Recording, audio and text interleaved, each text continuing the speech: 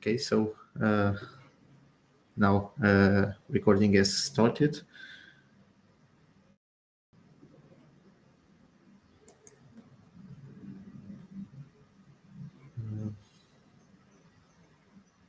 Just trying to check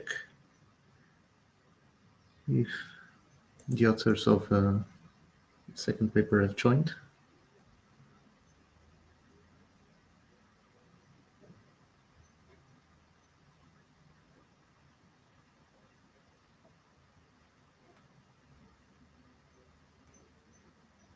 Okay, so I guess we will start because it's time. So welcome to the validation and verification session 6 at TIXI, room 3. I would like to welcome our speakers. So the first one will be Ralph, and he will be presenting the paper that's already on the shared screen. And then we will be introducing the next speakers as they enter. Okay, so Ralph, you have the floor and roughly 5 minutes for your presentation. Thank you. Okay, perfect. Thank you very much. So hi everybody, my name is Ralph Hoch and I'm a researcher with the Technical University in Vienna, Austria.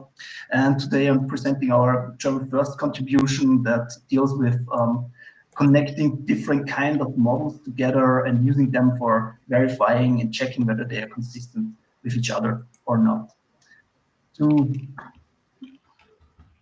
Just to give a short overview of the problem statement and scope of the work, we're specifically interested in cyber physical systems and specifically the ones that deal with some sort of process-centric view that we have. So we have some sort of process engine that drives the overall system.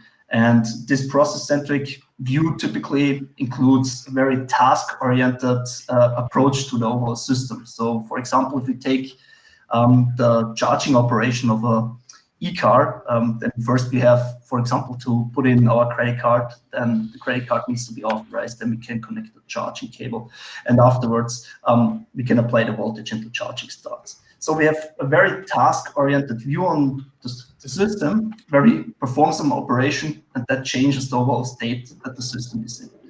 And we also have complementary views in cyber physical systems, and that's typically the artifacts that we operate on.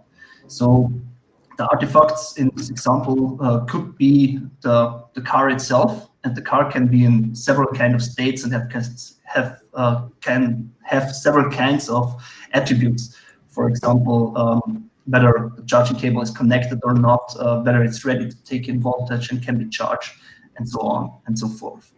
And typically, our process engine that drives the overall process that alters the state in which the artifacts are. And what we are typically missing is a formally established connection between these two different kind of views. And commonly, they are also not implemented or designed by the same person. So it's very important to actually bring these two models together and relate them to each other. And what we actually want to do is to find a way to connect these models formally together and then to use this formal connection that we established to verify and check whether these two models actually fit together and are consistent with each other. And we're specifically interested in the two questions that we see here. First of all, whether the process model actually can always reach some sort of defined state or some sort of final state. So essentially, doesn't our process get stuck along the way, and can we always continue with the next step? And on the other hand, we are also interested in whether the artifact or our object lifecycle, which represents our artifacts, can always handle a specific action that the task is performing from our process. So is it always possible to change and continue within our artifact-centric view? And our proposed solution to this is to use semantic specifications. And these semantic specifications are essentially defining and specifying what an action does and performs. So it's essentially stating what has to be fulfilled before and what is fulfilled afterwards. So it's actually pre and post conditions. However, we're using these semantic specifications in a very specific kind of way, And all these pre and post conditions are actually formally grounded within our extended object lifecycle or our artifact view.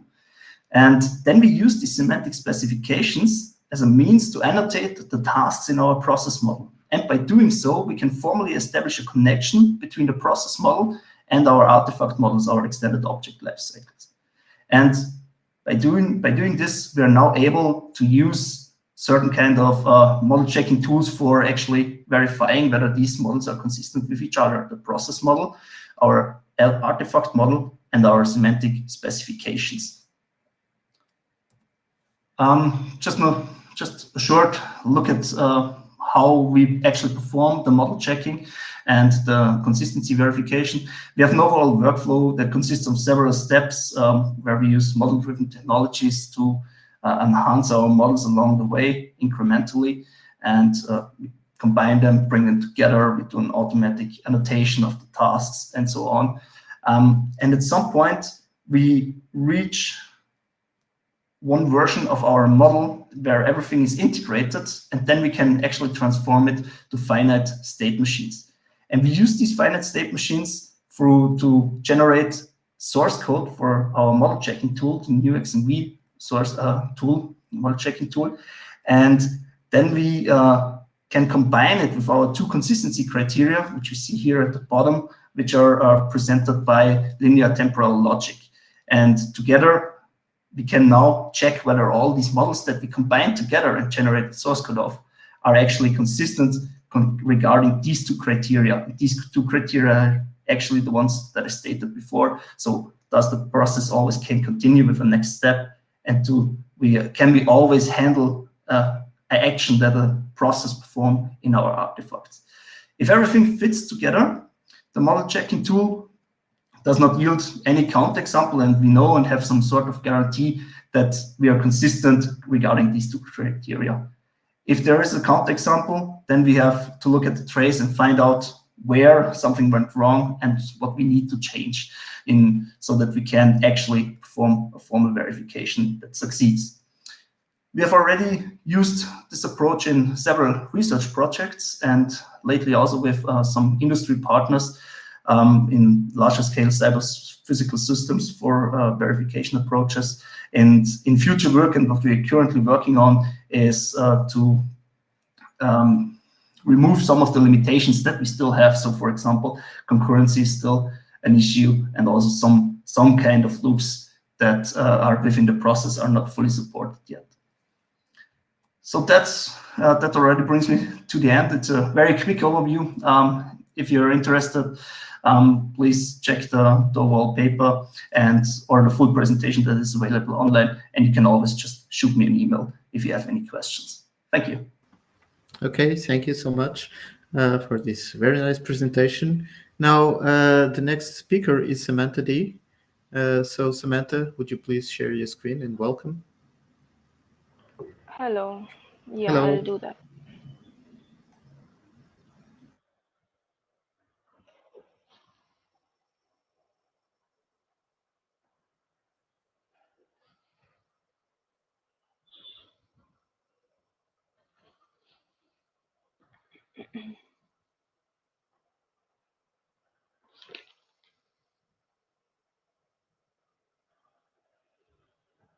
Yeah, okay.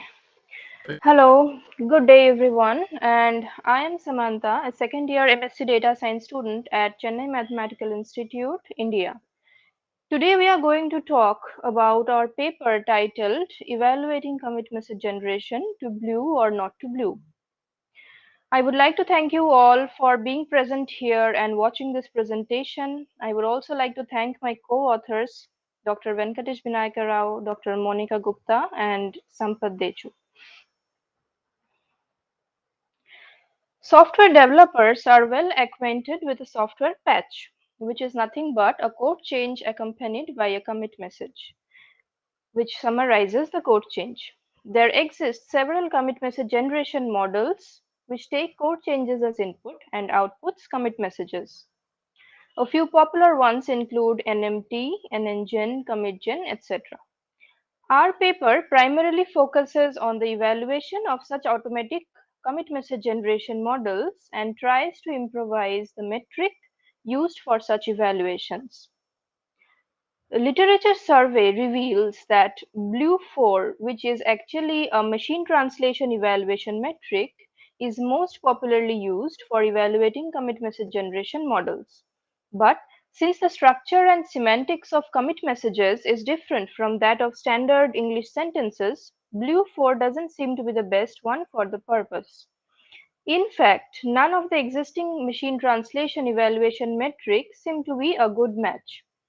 Our paper thus introduces a novel metric, logMNext, for the specific purpose of commit message generation model evaluation. In our paper, we followed a three-step approach in constructing our new and novel metric in the form of 3 research questions.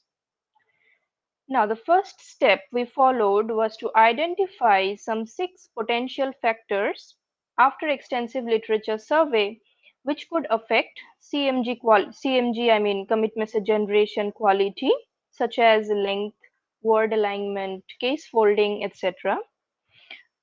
Finally, on the basis of correlation with human annotated datasets, we chose 5 factors as valid factors to be considered for our formulation.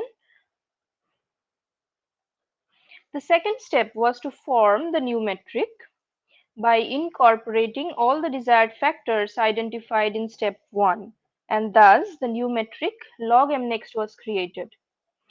logMNext is a revised version of the popular metric METEORNext devised by Densky and Levy back in 2010. We'll have a look at the structure of the metric a few minutes after. Now, the final step was to use our new metric on the existing commit message generation models like NMT, NNGen, and CommitGen and see which model performed the best when evaluated using our new metric logMNext. And we noted that NNGen performed the best in this respect. Now, as coming to the structure of logMNext metric, as we just discussed, it had to incorporate the factors like exact stemmed and paraphrased word matching between the reference and predicted sentence pairs. It also performed string lowercasing and punctuation removal as pre-processing steps. And finally, it also did the work of assigning a 0 penalty score in case of exactly similar pairs of reference and predicted sentences. The formula is quite similar in structure to the METEORNext metric, except that a few changes have been brought about internally. Now, there have been works comparing automated evaluation metrics for machine translation and our work, but none of them have been proposed the need for a new metric altogether, and in that way our work is significantly different from the existing ones.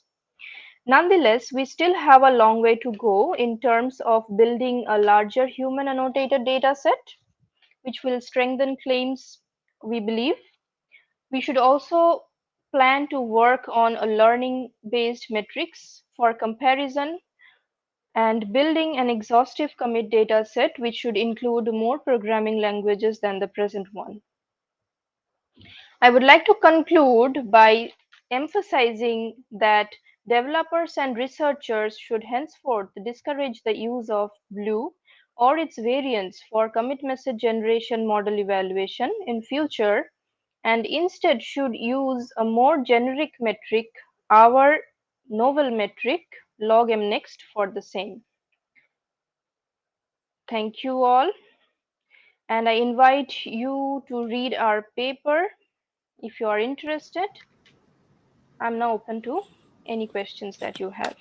Thank you. Okay, thank you very much, Samantha, for this talk. So now we move on to the third talk, which is by Alexa. So Alexa, please share your screen. Great. All right, I will assume that you all can see this talk. Let me know if not. So hi, I'm a PhD candidate at Cornell. My name is Alexa, and today I'll be talking about our work verifying dynamic tree objects in Rust. This is joint work with Daniel and Nathan at AWS and Adrian at Cornell. So to start with, say we have some important function written in Rust. We might want to ask the question, for all possible inputs, is there some bad execution outcome?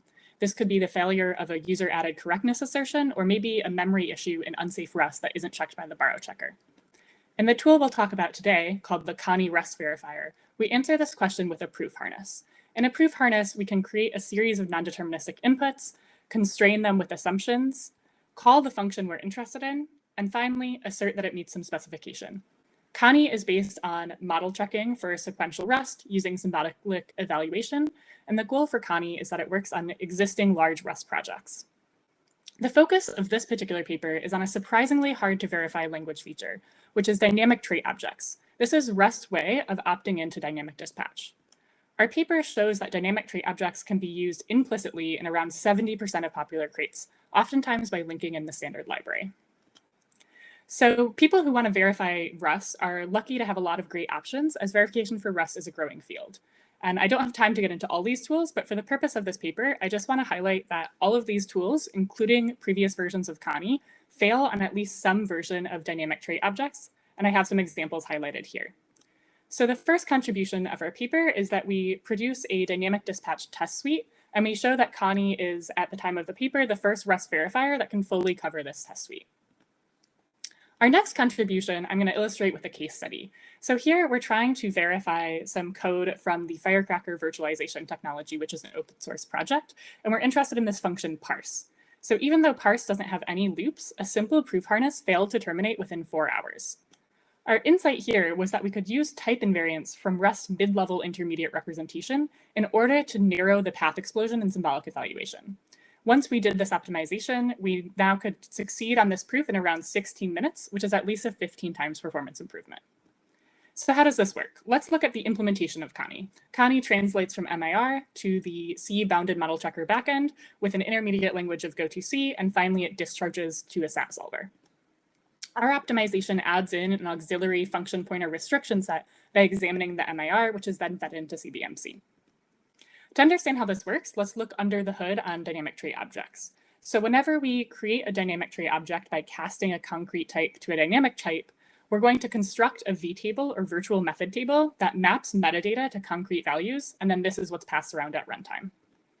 Then when we actually go to use a dynamic trait object, we look up the vtable, access the particular method we're interested in, dereference that function pointer, and call it with any arguments. But this presents a challenge for symbolic execution because function pointers are difficult to reason about symbolically. The solution that CBMC uses is it compares the function pointer against a set of known values and then converts each one to direct function calls. And this is exactly the problem that we found was happening in our case study. CBMC was translating a function pointer to over 300 different nested if-else blocks. Our solution is to introduce a new technique called function pointer restrictions, where we restrict the set of possible targets. So whenever we construct a vtable, we're going to add the concrete method keyed by the trait type. And then whenever we actually use a dynamic trait object, we're going to add that as a call site that needs to be restricted. We can aggregate these mappings across crates at link time and produce a complete set of function pointer restrictions. This is a sound but complete optimization, and we have a lot more detail on it in the full talk in our paper. So in summary, the first soundness-focused verification tool to cover our test suite of dynamic trait objects. And we also showed how you can use Rust-level type knowledge to improve verification performance on code that uses dynamic traits, even implicitly. There's a lot more details in our full talk motivating dynamic traits, explaining what traits are. We also show an interesting interaction between the borrow checker and dynamic closures. And then we have information on trait subtyping and its implications on future work. I encourage you to check out Connie, which has been open source throughout its development, and thank you. Thank you, Alexa, for this really nice talk. As I will say this for the other papers, please do check the full versions of these presentations, because they really do have a lot more information than what's possible to squeeze in 5 minutes. So I encourage you to do so. In the meantime, please go and add your questions to the speakers. So now the next in the chat, So the next speaker now is Geetam. So would you please share your screen? Just a minute.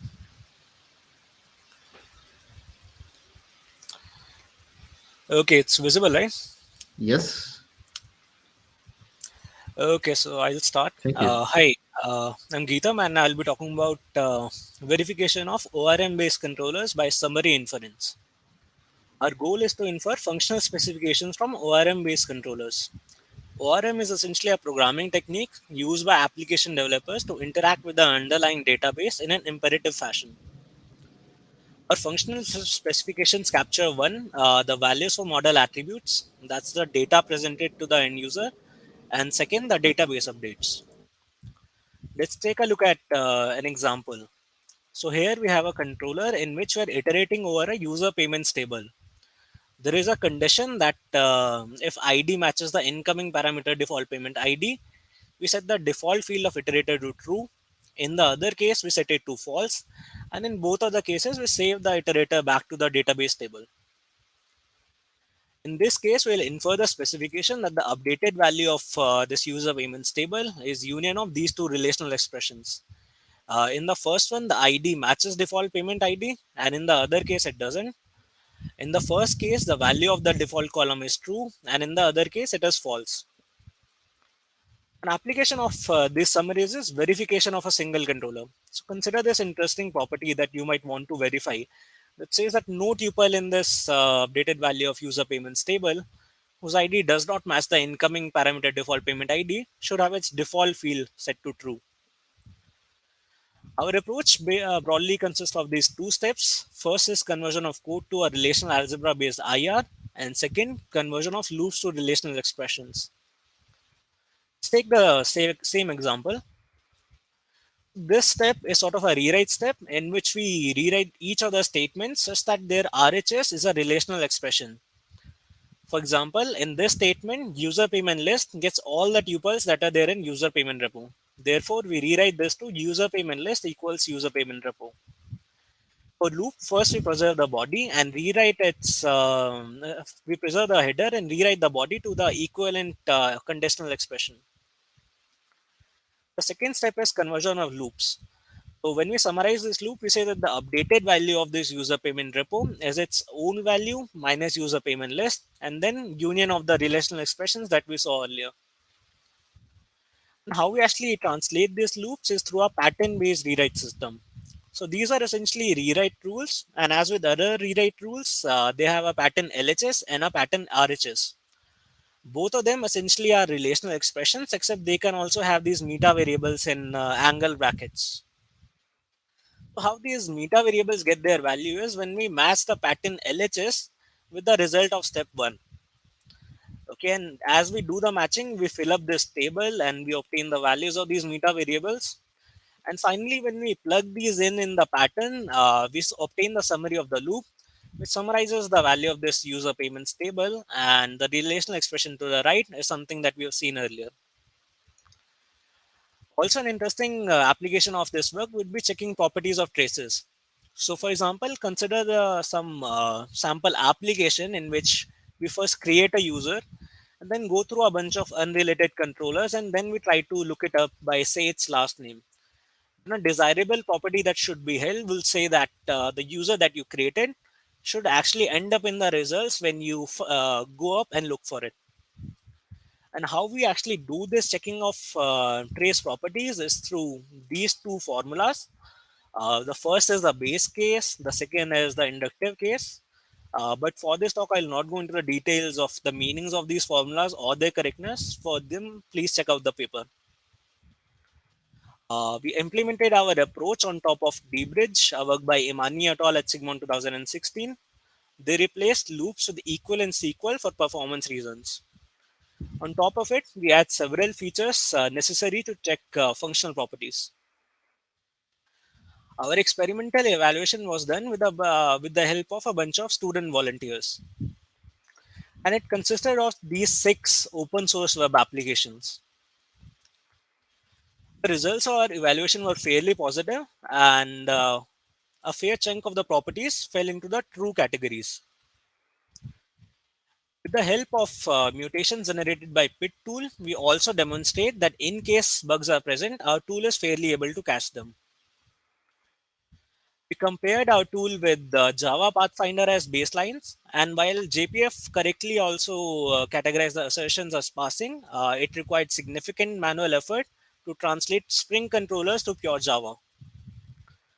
To conclude, we propose an approach to capture functional specifications of ORM controllers, a pattern-based loop rewrite system, trace property checking, implementation, and an extensive evaluation consisting of single controller properties, trace properties, comparison with baseline, and a mutation study.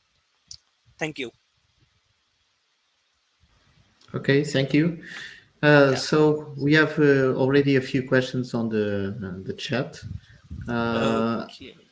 So I guess the first one was by Ralph. Sorry, not by Ralph. By Danielle. Danielle, maybe you can ask it live. So then. Is Ralph there can one more paper? Sorry. Yeah, did you want to wait until? Oh, all sorry. done, or do you want to- Sorry. No, sorry. My timeline was Okay, that's okay. jumping. It's fine either I'm way. really sorry, William. Please. That's fine. It's fine. Okay. Skills Let me- to the recording. Great. Please do. Okay. And you all see my screen, hopefully? Yes? Cool. Thank you. All right. Excuse me. All right. Hello. My name is William Ayers, and today I'll be presenting our work on quantifying permissiveness of access control policies. This is a joint work with Ganesh Sankaran, Albert Lee, Emily O'Mahony, Ben Prince, and Tefik Bolton, and we're from the University of California, Santa Barbara. So, developers manually write policies. It means it's easy to write incorrect or overly permissive policies. And this can lead to unintended access to secure data, as we've seen by numerous security breaches that have happened in the past. This means we need some kind of automated analysis for these policies. So our goal here is to automatically reason about properties of access control policies. The key idea is to translate the policy and property to a logic formula. The formula is satisfiable if and only if the property is violated. A SAT or SMT solver is generally used to check the property. So at a high level, permissiveness is just the number of requests allowed by a policy. So it would be useful if we could figure out if a policy is more permissive than another, a differential permissiveness analysis, right? For instance, maybe a policy modification changed permissiveness and we'd like to identify why. Or maybe is a complex policy specification more permissive than a simple policy specifying basic common sense rules, maybe like it doesn't allow anyone to the public. This requires us to compare permissiveness of policies. Well, how do we do that? Well, say we have two policies, P1 and P2. We use two satisfiability checks. P1 does not imply P2, and P2 does not imply P1. In the first case, if P1 does not imply P2 is on SAT, then we know that P2 is at least as permissive as P1. If we know that P2 does not imply P1 is on SAT, then we know that P1 is at least as permissive as P2. If both formulas are on SAT, that means that both policies accept the same set of requests, or they're pretty much equal. However, if both formulas are satisfiable, then we say they're incomparable in this framework. So take, for example, we have this policy 1 and two variations, policy 1 being policy 2 and policy 3. Using binary analysis, or differential policy analysis, we can determine which one is more permissive than the other. However, we cannot determine how much more permissive each one is. For that, we need some kind of quantitative analysis. So in our work, we introduced Quacky, which is a quantitative policy analyzer. Quacky translates policies into SMT encoding, where permissiveness is quantified using a model counting constraint solver. We can quantify the relative permissiveness between policies, or just of a single policy in itself. Well, how is that done? Okay, well, recall the two satisfiability checks. P1 does not apply P2, and P2 does not apply P1. We used these for the binary results earlier. So the number of solutions to P1 does not apply P2 directly corresponds to the number of requests allowed by P1, not allowed by P2. By number of solutions, I mean number of solutions to the underlying SMT formula. Also, P2 does not apply P1. This number of solutions to that formula directly corresponds to the number of requests allowed by P2, which are not allowed by P1. So using these two, we can determine how much more permissive or less permissive a policy is than another. So recall the policies we just saw a few moments ago. For a bound of 15, for instance, string characters that are less than or equal to 15 characters, we can see that policy 2 allows one more request than policy 1, whereas policy 3 on the far right allows almost 66,000 more requests than policy 1. So using this approach, we can determine how much more permissive each policy is, not just is one more permissive than the other. So we implemented our approach in a tool called Quacky, which is open source, by the way. We benchmarked the time and precision of permissiveness analysis. I won't discuss that, it's in the paper. We evaluated time and precision of relative permissiveness analysis, so permissiveness between two policies. And we compare our approach to an enumerative approach, which you can see the details in the paper. And we also demonstrate that our approach works on other access control policy languages. So this is just a brief overview of the relative permissiveness experiments we did. We took AWS policies and then mutated them and then did relative permissiveness checks between them. And here we can show that, we can precisely determine which ones are more or less permissive than the other. Now, we don't have the details in terms of like what the permissiveness here is in this slide, but the details are in the paper. Additionally, we were able to apply our technique to the Azure policy language, and our results show that it is very similar in terms of time and precision as benchmarking on AWS policies. So in conclusion, we analyze access control policies by analyzing their permissiveness. We formalize permissiveness as the number of allowed requests. We quantify the permissiveness using the Quacky tool, and we show that our approach is both useful and scalable. And that's it. Thank you. Thank you so much for this really nice presentation. Now I think all of them are done. So I would like now to start the discussion. We have some questions in the chat that have been partially answered, I guess, but we can go through those. And in the meantime, I would like to invite you all to think about questions that you would like to have answered, because we still have almost half an hour for this discussion available. So it's a good opportunity for discussing these results. So the first one was by Daniel, maybe the one meant for Ralph. Maybe Daniel, you would like to ask it yourself? Sure. And elaborate a bit. So Ralph, my question was about where the specifications come from in your model, because often getting the right specifications is one of the hardest parts of doing this kind of verification. And so is it sort of like a waterfall model where first you have a specification, and then people are writing a system to the specification? Is it co-design? Is it, backwards, where first you build the system, then you come up with the specification, what you think the specification is, and make sure that that's consistent and has the properties you want? So like, where does the specification fit in the system? Yeah, that's a difficult question to answer, because we developed this over time, and so the first specifications that we had, it was backwards. So we already had software, and we looked at it at the system, and we looked how we can find the models that are fitting, and so on. But typically, that's also a problem of whether we are talking about verification or validation, because we are validating it against the specification, and it's really hard to say if the specifications are correct and actually complete. That's one of the main problems that we have there. What we typically do if we design it from scratch for a new project, then the specification, then we try to build the specification right in SysML, and we do that beforehand, and then we build the system from there.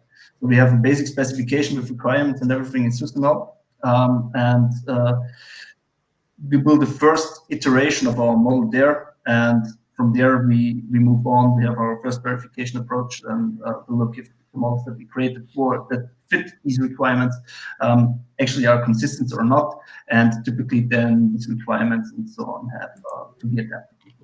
So it's more iterative, incremental aspects to designing the models that then essentially really represent our specification that we have in System. That's our common approach. Okay, thank you. Thank you. The next question was from William to Alexa and co-authors. So William. Yeah, I mean, Daniel did kind of answer it, but my question was basically, was there any insight into why it took like 4 hours on that test harness? Because I mean, you showed the example; it seems pretty simple to me, right? Yeah. And so, is it due to just the number of if-else statements, I guess, or what? Yeah. So to add on to Daniel's response, so part of it was that it was just this huge number of if-else blocks, and as you noted, like those blocks themselves could have loops, even if that code was never called.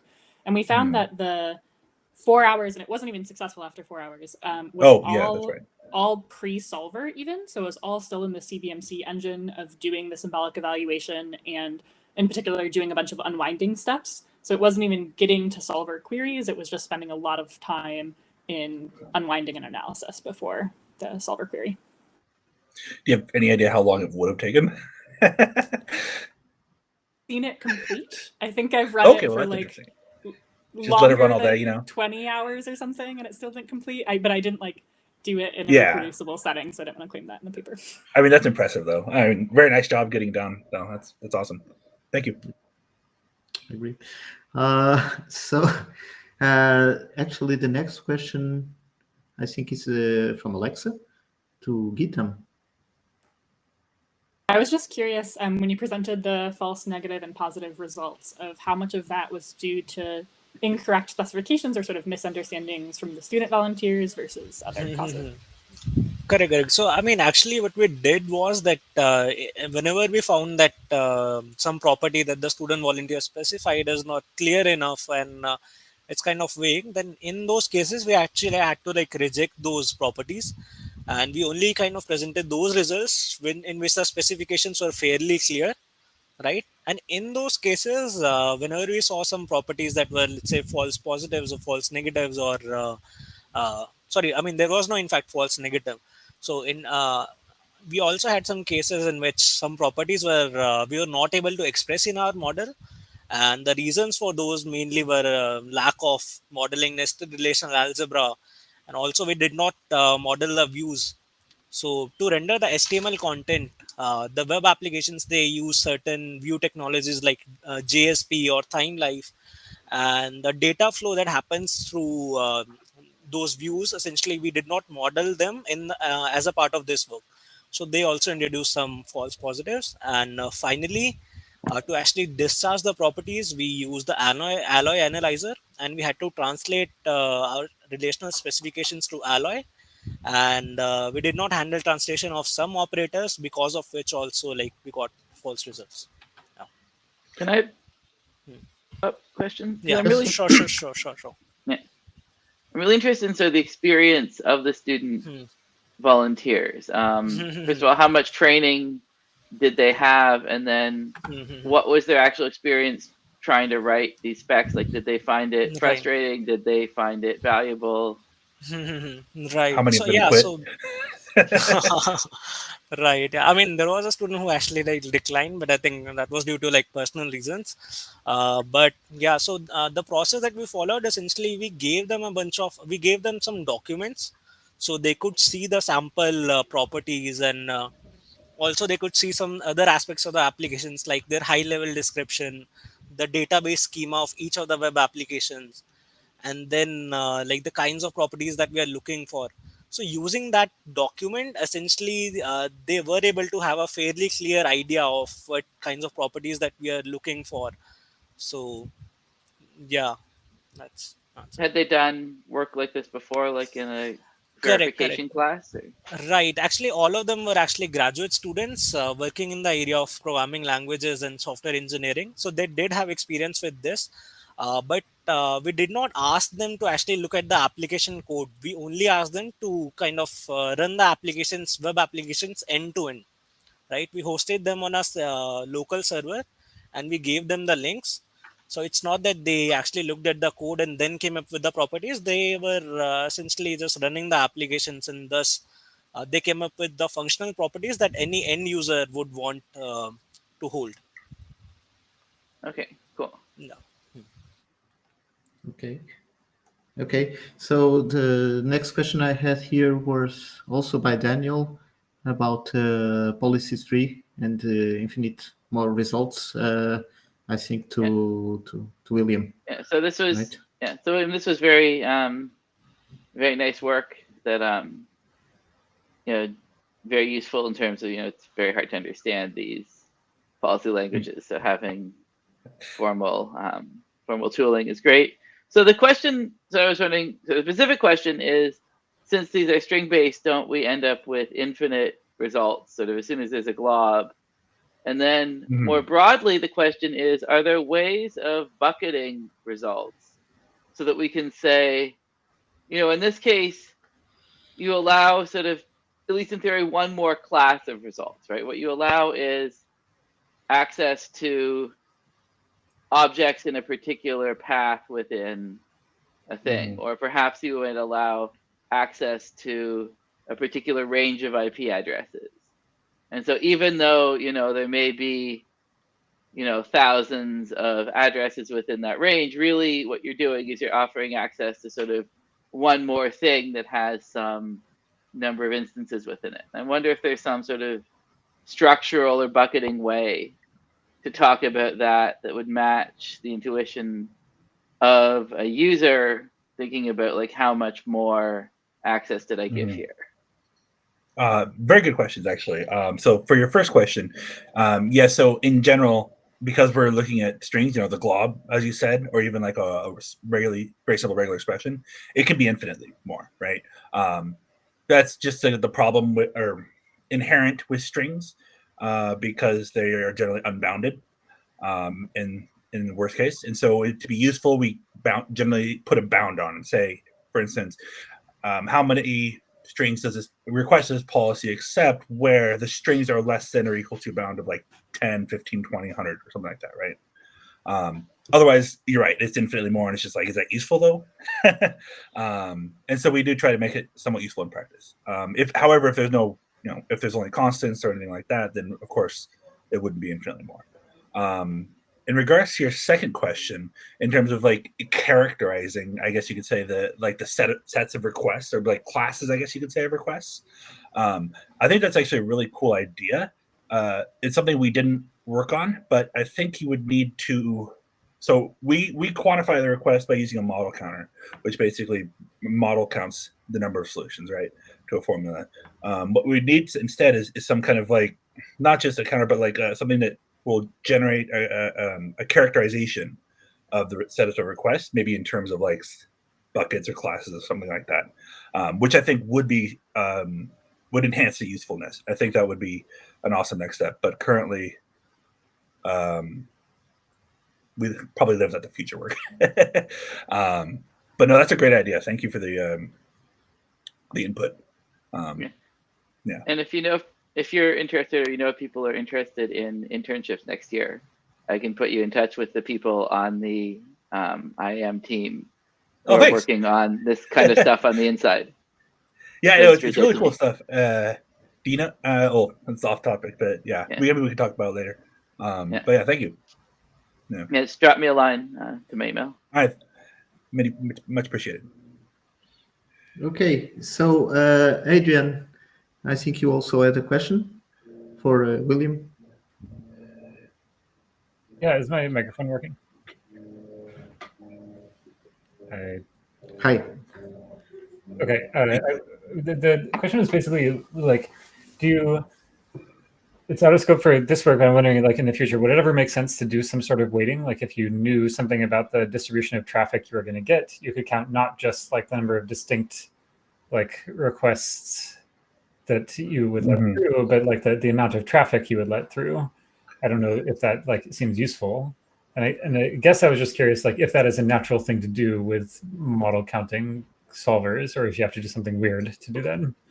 So I think so. You brought up an interesting point, which is if you have some like prior knowledge or maybe some information, right, on like what kind of requests you would see, and in general, that would definitely make this more applicable, right? Like you could, for instance, specify those as like maybe constraints on the input as well, and then you could get a maybe more useful model count for the stuff for the requests you would see. As far as weighted model counting, that's an interesting idea too, and I think if you were able to do. Yeah, if you had some kind of distribution, you could use weighted model counting to get the likelihood of requests, and then maybe as like a constant system, kind of like monitor it. I think that would actually be really useful and interesting. Yeah, no, that's a really cool idea. Thank you. Cool. But we could look at it. But yeah, I totally forgot about weighted model counting because that could be useful here. Yeah, thank you. Yeah. Okay, Ilan, your turn. You also had a question? Sorry, Gitam. No, Iran. The question for Gitam. Yeah. You're muted. Yeah. Yeah, he answered it. Thank you. Okay. So, so the next question was also by Daniel to William. Okay. So I was wondering, how stable and performant were the model counting solvers? So what did you run into there?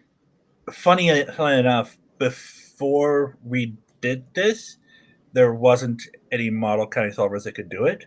And so part of what we did is actually, so I don't know if you've heard of ABC, which is an automata-based model counter. We extended it so it could handle some of this stuff, and we pushed those to ABC. The other model counters that I know of, like SMC, string model counter, and S3 Sharp, both I don't believe are able to handle the kind of the logic we're using here, the SMT formulas, especially because some of them are mixed integer and string constraints, because you can have like IP addresses, for instance, and some of the condition keys. In general, though, what we noted for like using Z3 was awesome for like just the regular constraints. However, in our work, we actually, I didn't mention it in the presentation because it didn't have time, but we actually added a bunch of type constraints that, for instance, like bucket names can only be such and such long, because they have restrictions on them. And certain actions only work on certain resources. You can't list bucket on an EC2 instance. And so adding all of those constraints slowed down Z3 much more. ABC as well. So I think future work in terms of like to be more scalable, because it was actually very time intensive for some policies. So I think future work we need to make more scalable like model counting approaches for this, which I'm working on. But okay. Thank you. Okay, great. Alexa, you have a question for Samantha. How sensitive these models are to both the programming language and the sort of spoken language of the commit message. So just like, have they been evaluated at all on non-English commit messages? Yeah, okay. So first of all, we haven't focused on non-English languages. All of them were, we picked up top starred projects or commit messages from GitHub. So most of them, we do not know the source basically because we used secondary data. We have not used any primary data for this purpose. So the source would be difficult to tell. And as for the programming language, yes, so the results for different programming languages were different, but not very much far off from each other. And ultimately, we gave an average score combining all the programming languages together, because the data set that we used was also a secondary data, which is huge, of size 3 million, but it is broken up into 5 programming languages: C, C++, Java, Python, etc. And the scores were more or less close to each other, and we took the final average score of all those programming languages taken together. But yeah, we definitely need to build separate corpus and pairs for different programming languages to focus more on how it changes with change in the programming languages. That comes under a future work. Okay. Ilham, you also had a question for Samantha? Yes, so how stable is your proposed method to the existing one? Yes, so the existing metrics are mostly that we have used for our comparisons are almost all of them are from machine translation domains and natural language generation domain. And from our experiment based on the human annotated data set that we had, we observed that our metric had the highest correlation with human judgments by a margin of around 0.15 or so. So that way we were sure, we were kind of relieved or some sort of thing that our metric is performing the best. But with respect to the human annotated data set that we had, it was of small size, and that there is where we need to improve ourselves by building a larger human annotated data set. Okay, so the next question comes from Daniel, also to Samantha.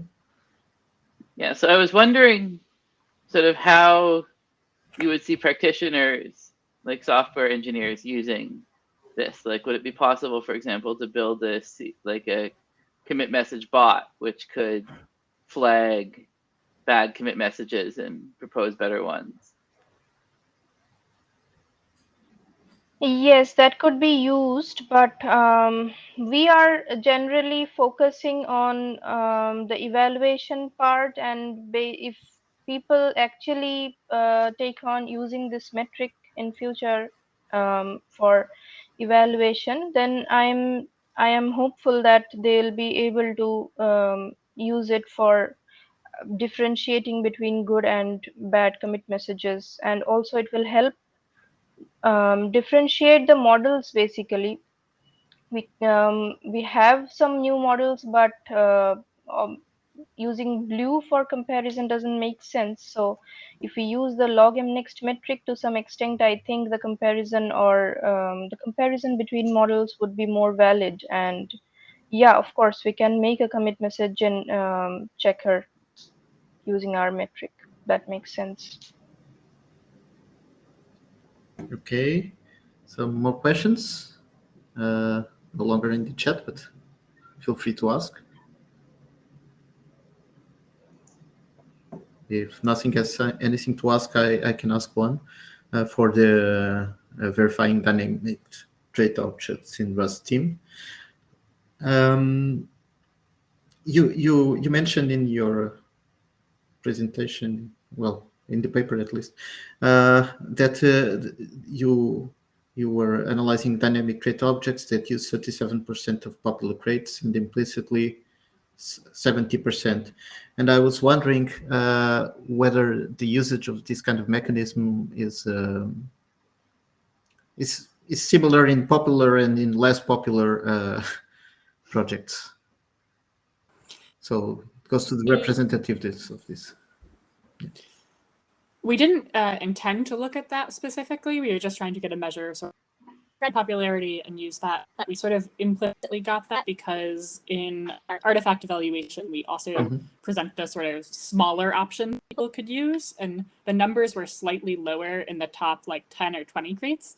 And I think the reason for that is the very popular crates tend to be really small utilities, like RAND for random number generation, or there were a few other like very small ones, and those tend to use the standard library less. So I think like the very popular crates that are small utilities use them less, and then it's relatively stable for popular to like slightly less popular crates. Okay, thanks. The other question? Yes, sure. I just had a quick question for Gitamo. I think yes. how did you get grad students to volunteer for this? So if they have, I mean, what did you entice them with? Yeah, so actually, I mean, I assume pizza. yeah, so we have a kind of programming languages group, right? And we kind of hang out together like for like 2 years, right? So I have to like make friends with them for 2 years, and then if you ask them nicely, they will volunteer. That's basically Okay, pat my back. I'll pat yours later. Okay. Did you I feed was them just curious, pizza? 'cause- beer and pizza or something? Yeah, I mean, we took them out for treat afterwards. I mean, after this paper got accepted. Yeah, definitely thank them, that's for sure. Yeah. Okay, I was just curious because grad students tend to be a little busy.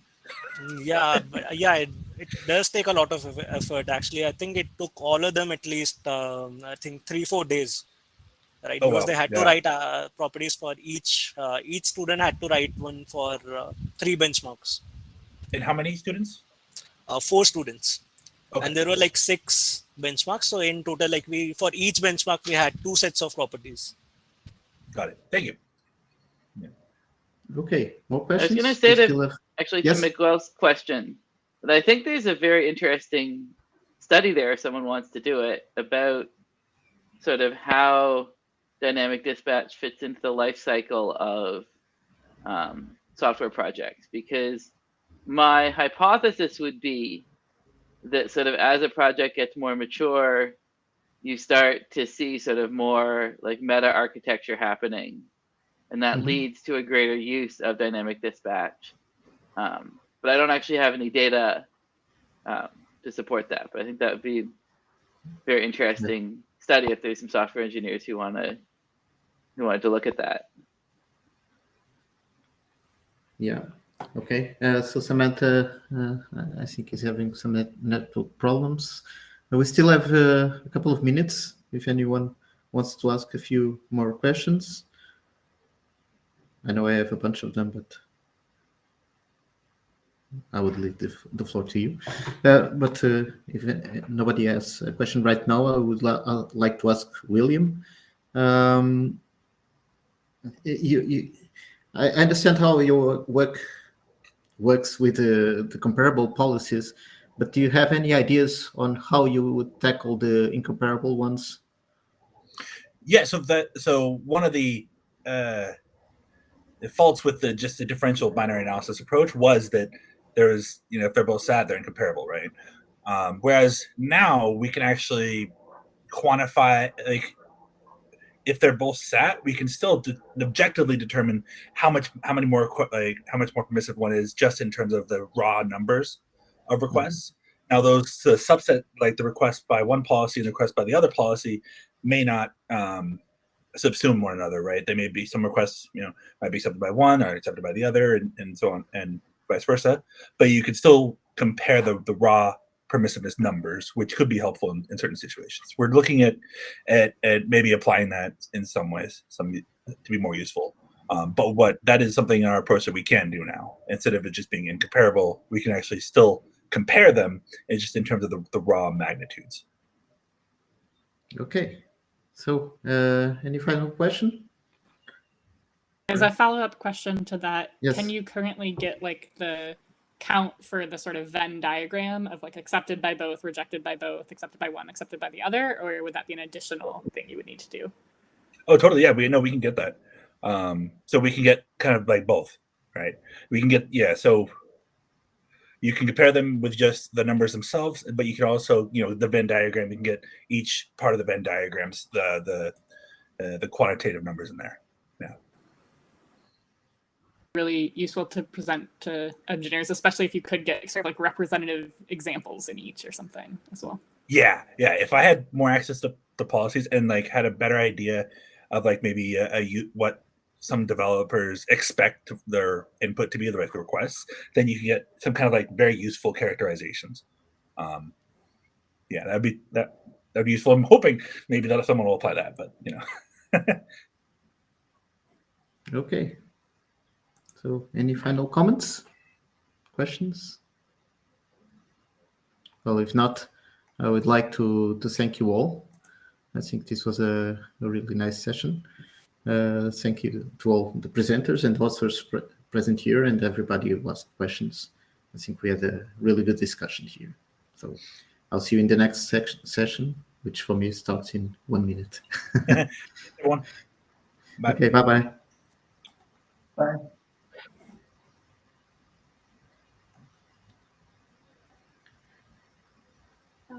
Bye. Bye.